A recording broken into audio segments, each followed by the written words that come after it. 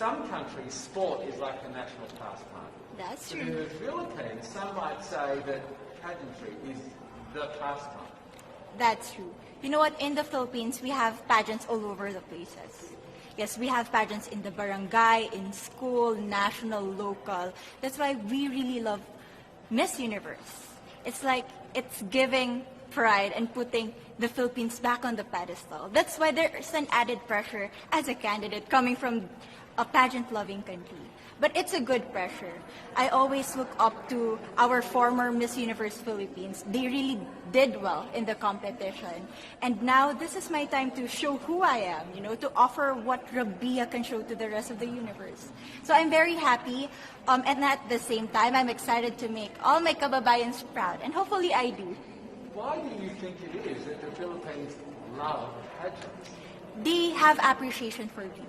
We do love pageant because we used to think that we wanted to be included in the world, I have to be honest, in the Philippines, my skin color used to be not the standard of beauty. I was obsessed whitening my skin because these are the kinds of beauty queen we see on the mainstream.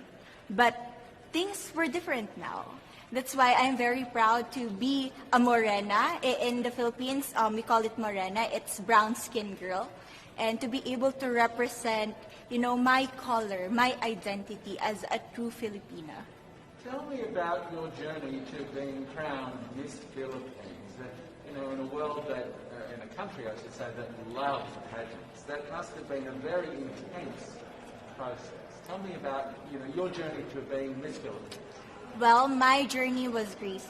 You know what? I started to be a dark horse. Nobody noticed me. Nobody knows I was in the competition up until the preliminary and the coronation night. And when I won, I received different comments. Of course, there were people who didn't expect me to do well, who think that I cheated. That's why I need to redeem myself in Miss Universe. I really need to do well in this competition. And the thing is, I love pressure. I love criticism. I get better every day with that. You tell me I cannot do that, I turn to you and I'm going to say that, no, I can do it for myself. Good for you. So how does it feel then to be on the global stage? How do you feel to be here in this moment, right now?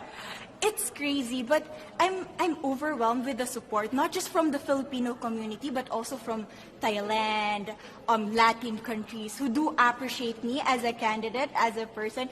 It motivates me that I am beautiful, I can offer so much in this world, and when somebody believes in you, it gives you that extra energy to really do well and perform well. Do you have a sense with the girls, all of the girls competing, you're competing, but is there a sense of camaraderie with all of the girls? Is there a real spirit to, sort of motivate each other to do better?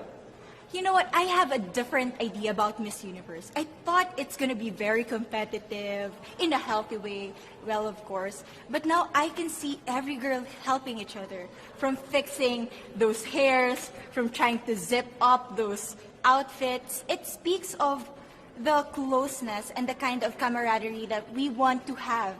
The goal of Miss Universe is not just to crown one girl, but also to build a genuine and long-lasting friendships among us. Would you say within the Miss Universe world, the contestants, is there a sisterhood? Are you sisters? There is sisterhood. I can say I was able to talk to different representatives from different backgrounds, different cultures. And despite our differences, there's so much to be highlighted in what binds us together. And that is because we want to empower women. We want to have our advocacies. We want to speak for the things that we love. And that's a celebration of women and the beauty that we have. So coming out of this week, obviously you would love to be crowned Miss Universe. Of course. And that would be wonderful, of course, for any of you. But what else will you take out of this week? What do you think you will feel at the end of this week, regardless of the result? How will you be a different person? It's the growth and the development that I was able to have during preparing for this training. I will be honest, there was a moment that I lost my identity. because I was put under pressure. I was in that position in which I feel like I'm not good enough. I'm not a good representative of my country, but I was able to bounce back stronger. And if I was able to do that for Miss Universe, I will be able to do that in life. That is my greatest takeaway from Miss Universe. Okay, so the Philippines have a huge amount of fans. Yes. I want you to give us a little bit of a message to the fans here and at home. But send a message. What would you say to all the fans in the Philippines? To all my fans from the Philippines and from all over the world, maraming salamat po. Thank you so much for loving me and for believing in me. It means a lot to somebody who is so naive in this industry, who has no idea how to become a beauty queen on the first day of my journey. But because of your love and support, I was able to be the woman that I am today. And regardless of the result, I may or I may not win the crown, but one thing is for sure, I'm gonna make you all proud.